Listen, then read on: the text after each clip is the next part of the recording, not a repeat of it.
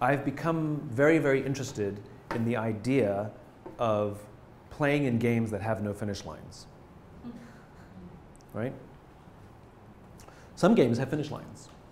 Right? Baseball, football, right? Getting a part is a finish line. You audition. There's a beginning, middle, and end. There's rehearsal and practice. There's showing up for the audition, and you either win or you lose, and then it's over. It's over, right? That is finite. But one's career is infinite.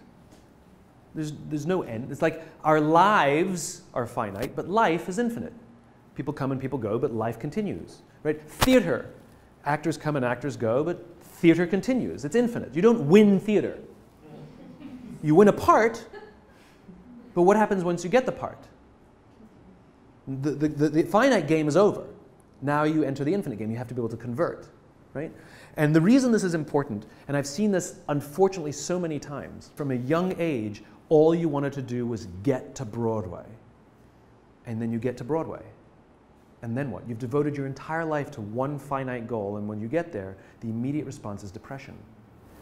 Because I spent 15 years of my life for this one thing, and I got it, and now I don't know what to do next. Like, get to Broadway again. Doesn't have the same ambition. It doesn't have the same passion. You know, that you've devoted you're from Fargo, North Dakota, and that's all you wanted to do was get out of Fargo and make it to Broadway, and you made it, right? It doesn't have the same kind of passion. And this is because these are finite goals.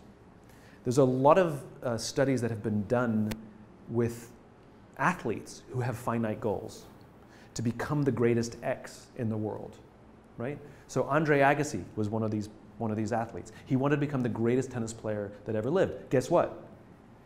Everyone in his life, he would view them through, how do you help me get to that? Everything was, how does this help me get to that? Everything was a transaction.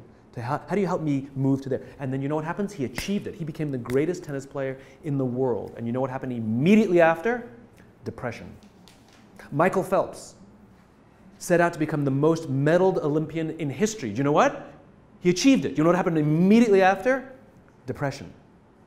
They spend their whole life working for one goal. Though most will never get it, the few that do don't know what to do next because their goals were finite. Their goals were finite. Right? And so there are finite components to your career. But your career should be infinite. So yes, of course you have to win the finite game. You have to get the part. But immediately when you get the part, now you convert to infinite.